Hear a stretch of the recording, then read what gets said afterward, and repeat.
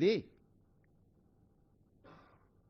ఇప్పుడు కూడా 3 సార్లు ఇచ్చిండ్రు జూబ్లీహిల్స్ వాళ్ళకే. ఏం చేసిండ్రు? 3 సార్లు బీజేపీకి ఇచ్చిండ్రు. ఏం చేసిండ్రు? కళ్ళ ముద్దలు ఉంది కదా, ఇప్పుడు సమస్యలు ఉన్నాయి. అయ్యో ఈడ చెత్త ఉంది, అయ్యో ఈడ మట్టి ఉంది, ఈడ కాలువల మోరీల బురద ఉంది అని అంటుంది. ఎవడు కారణము? అసలు సిగ్గాను ఉండాలి. అందుకే చెప్పిన చెత్తకుండి దగ్గర ఓ రోజు కట్టేసేయారు. కట్టేస్తే గొలుసు పెట్టి కట్టేస్తే తెలుస్తుంది, జ్ఞానోదయం కలుగుద్దేమో అట్లనా అని.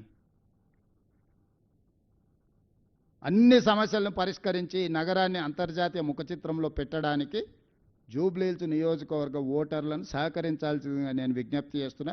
మీడియా మిత్రులకు కూడా సర్వేల గురించి నేను ఎక్కువ మాట్లాడదలుచుకోలే.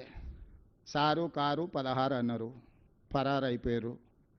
100కి తగ్గేది లేదన్నారు, బొక్కలిరిగి బోర్ల పడ్డారు. ఒక 10 ఉదంతాలు చూసినాం. నేను ఏ సర్వే ఏజెన్సీలను ఎవరి గురించి నేనేం అనదలుచుకోలే.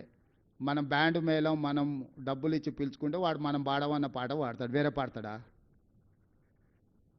మనం ఒకవేళ సావుకు పిలిస్తే సావు పాట పాడమంటే సావు పాట పాడతాడు, కానీ పెళ్లి పాట పాడతాడు పాడాడు కదా. మనం నగదిచ్చి మనం సర్వే చేసుకుంటే మనకు అనుకూలంగానే ఇస్తాడు, వ్యతిరేకంగా ఎందుకు ఇస్తాడు? వాళ్ళు ఏదో నగదిచ్చారు, వాళ్ళు ఏదో చేసుకురు, వాళ్ళ మీద చర్చ చేస్తూ నేను ఏ ఛానల్స్ని ఏ పేపర్లను ఎందుకు వేసిరని నేను అడగదలుచుకోలే. మీ ఇష్టం, మీ వ్యాపారం, మీ లాభం ఏది ఉంటే అదే చేసుకోరి. కాకపోతే 14 తారీఖు తర్వాత మీరు ప్రసారం చేసింది అక్కడ లేకపోతే మీరు ఏ విధంగా ఈ సమాజాన్ని ఎదుర్కొంటారో ఒక్కసారి అదొక్కటే ఆలోచన చేసుకోరు. సమాజాన్ని మీరు ఫేస్ చేయాలి కదా. నిజం నిప్పు లాంటిది 4వ పిల్లర్ ఏంటో చెప్తారు కదా. ఆ పిల్లర్ లేదు, 3 పిల్లర్లు ఉన్నాయి తెలంగాణలో అని చెప్తారా? నిప్పు కాస్త ఉప్పు అయింది, ఉప్పు కాస్త పప్పు అయిందని చెప్తారా? కాబట్టి దయచేసి కొన్ని పొలిటికల్ పార్టీ ఓన్డ్ మీడియా ఉంటుంది, అది మీడియా కింద మేము ఎప్పుడు చూస్తలేము. కరపత్రాల కిందనో పార్టీ కార్యకర్తల కిందనో ఇస్తాం. మనుషులుగా వాళ్ళను రిపోర్టర్ల అని మాకు విజిటింగ్ కార్డు ఇచ్చినా గౌరవిస్తున్న వ్యక్తులుగా వాళ్ళని రిపోర్టర్స్గా మేము ఎప్పుడు చూడం. కానీ న్యూట్రల్ జర్నలిజం చేసేవాళ్ళు చిన్న చిన్న ప్యాకేజీల దాంట్లో పోయి మాత్రం ఈ తప్పులు చేయబాకండి. నిజం అబద్ధం ఏముంది 14 తారీఖు నాడు ఈ సమయానికి మీకు తెలుస్తుంది, మాకు తెలుస్తుంది. బీఆర్ఎస్ను ఓడించండి, బీజేపీ డిపాజిట్ను గల్లంతు చేయండి. ఇది ఒక్కటే నా విజ్ఞప్తి. ఈ రెండే వాళ్ళిద్దరికి శిక్ష. ఈ 10 ఏళ్ళు సర్వనాశనం చేసినందుకు వాళ్ళు ఓడాలి, వీడి డిపాజిట్ పోవాలి.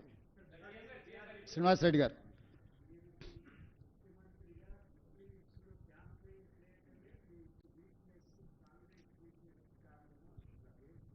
ఇప్పుడు నేను పార్టీ కార్యకర్తను మొదట, తర్వాత ఏ హోదా అయినా పార్టీ ఇచ్చిన హోదా, ఏ ఎన్నికలనైనా ఇంతే ప్రతిష్టాత్మకంగా తీసుకుంటా. డిపాజిట్ రాని హుజూరాబాద్లో, ఓడిపోయిన హుజూర్ నగర్లో, నిలబడి ఓడిపోయిన నాగార్జున సాగర్లో, మునుగోడులో ఏ ఎన్నికల్లో అయినా కూడా ఇదే స్థాయిలో నేను ప్రచారం చేసిన. పార్టీ అభ్యర్థిగా చూడను, నేనే అభ్యర్థిగా అనుకుంటే ఏ ఎన్నికలనైనా నేను పార్టీ పట్ల కార్యకర్తల పట్ల నాకున్న చిత్తశుద్ధి. అంటే బాధ్యతారహితంగా ఫామ్ హౌస్లో వండుకుంటే గొప్పతనమా? కనీసం ఓటేయమని ఈ రోజు వరకు విజ్ఞప్తి చేయలే. కానీ కేటీఆర్ని నేను చెప్తుండు తెలుగుదేశం సానుభూతి పరులు మాకేస్తారని.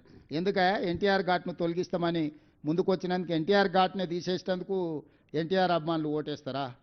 చంద్రబాబు నాయుడుని ఆంధ్రప్రదేశ్లో అరెస్ట్ చేస్తే నిరసన తెలుపుకుంటామంటే పోలీసు వాళ్ళతో కొట్టించి తీట పడితే నిరసన రాజమండ్రిలో తెలుపుకోపోండి అని అవమానించినందుకు తెలుగుదేశం పార్టీ సానుభూతి పరులు ఓటేస్తారా? తెలంగాణలో తెలుగుదేశం పార్టీ ఉండనే ఉండొద్దు, గద్దెలు కూలాలి అని చెప్పి కూలగొట్టించినందుకు తెలుగుదేశం పార్టీ సానుభూతి పరులు ఓటేస్తారా? తెలుగుదేశం పార్టీ గురించి చంద్రశేఖరరావుకి ఎంత తెలుసో నాకు అంతే తెలుసు. ఇద్దరం అదే స్కూలు, అదే సిలబస్, కొత్తది ఏంది లేదు. ఆయన అవుట్డేటెడ్, నేను లేటెస్ట్, గింతే. తెలుగుదేశం కార్యకర్తలు ఏం ఆలోచన చేస్తారు, ఎప్పుడేం చేస్తారో మా ఇద్దరికి బాగా తెలుసు కదా, ఈ పిల్లకాకి తెలిసినా తెలియకపోయినా. కాబట్టి తెలుగుదేశం కార్యకర్తలకు సానుభూతి పరులకు నేను కూడా విజ్ఞప్తి చేస్తాను. ఒక్కసారి గుర్తు చేసుకోండి, ఎన్టీ రామారావు గారి యొక్క ఘాట్నే ఆడ మాయం చేయాలి నెక్లెస్ రోడ్డు మీద అనుకున్నాడు.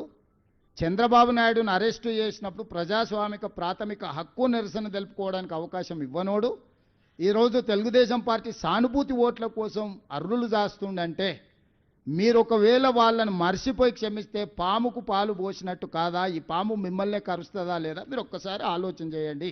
సీఎం గారు, ఇప్పుడు హైడ్రా గురించి కొన్ని అడిగారు. 44 మంది చెరువుల్ని టీఆర్ఎస్ వాళ్ళు కబ్జా చేశారని చెప్తున్నారు. వాటిని కూల్చేటప్పటి నుంచి